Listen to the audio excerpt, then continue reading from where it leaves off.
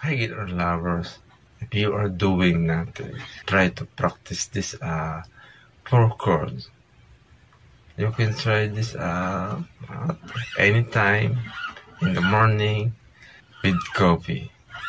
You can start with G9.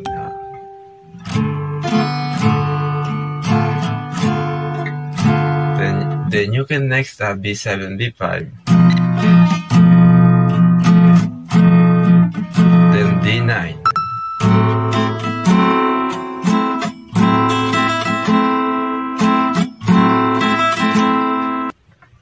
And then the last chord, D6, add 9.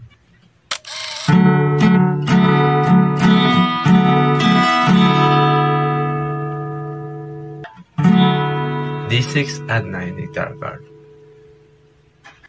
Practice at yours. And then don't forget to follow this